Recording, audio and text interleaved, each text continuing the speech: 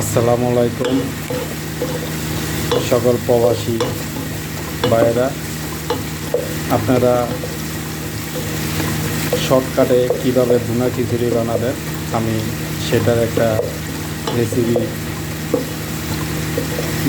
দিচ্ছি।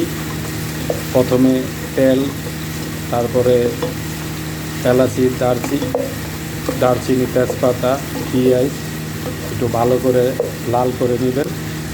লাল হয়ে যাওয়ার পরে তারপর দিয়ে দেবেন কাঁচামরিচ দেওয়ার পরে এখন দিয়ে দিব সামান্য পরিমাণ আদা। এখন দিয়ে দেব দুটি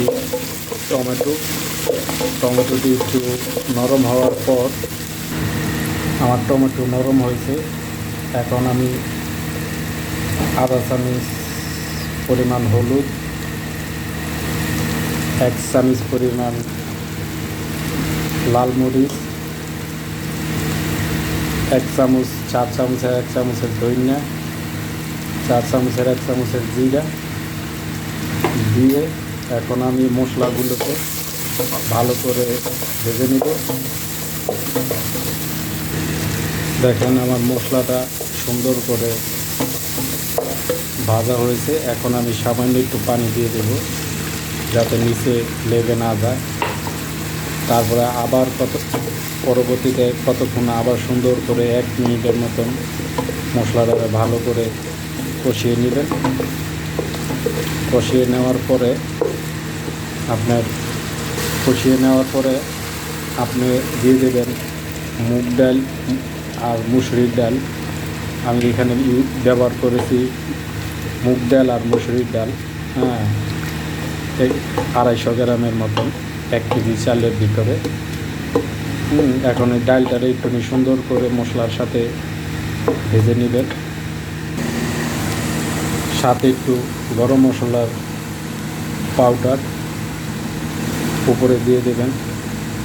দিয়ে দেওয়ার পরে গরম মশলার পাউডার দেওয়ার পরে একটু ভালো করে নেড়ে নেবেন মশলাটারে, যাতে নিচে না লেগে যায়।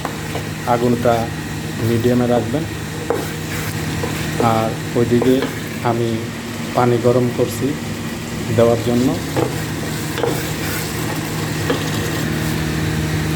তারপরে এইদিকে আমি গরুর গোশ বানিয়েছি আলু দিয়ে। এখান থেকে সামান্য পরিমাণ উপরে যে তেলটা আছে সেই তেলটার থেকে হালকা তেল এখানে দিয়ে দিবেন। এখন আমি চালগুলা দিয়ে দিয়েছি ওই ডাল আর মশলা যেটা বানাইছি এটার ভিতরে। এখন চালগুলাকে 2-3 মিনিট আবার ভেজে নেব। আমার চালটা এখন ভাজা হয়ে গেছে। এখন আমি গরম পানি দিয়ে দেব। এখন আমি পরিমাণ মতন গরম পানি দিয়ে দিলাম।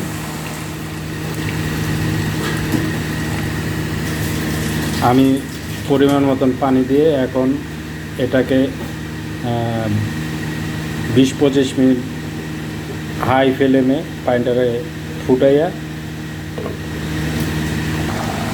আমার খিচুড়ি দেখেন পানি কিছুটা কমে গেছে। এখন আমি নিচে একটা লোয়ার একটা বড় কিছু দিয়ে আমি আবার 10-15 মিনিটের জন্য আগুন লো করে দিয়ে রেখে দিব। তারপরে 10-15 মিনিট পরে আবার আপনাদের মাঝে ফিরে আসছি আমার খিচুড়িটা কীরকম হলো আপনাদের দেখানোর জন্য। মাঝখানে একবার আমি খিচুড়িটাকে সুন্দর করে উপর নিচে করে নেড়ে উপরের চালগুলা নিচে দিয়ে দিয়েছি, নিচের চালগুলা উপরে নিয়ে এসেছি। দেখেন কত সুন্দর এক পারফেক্ট খিচুড়ি হয়েছে আমার, খুব সুন্দর।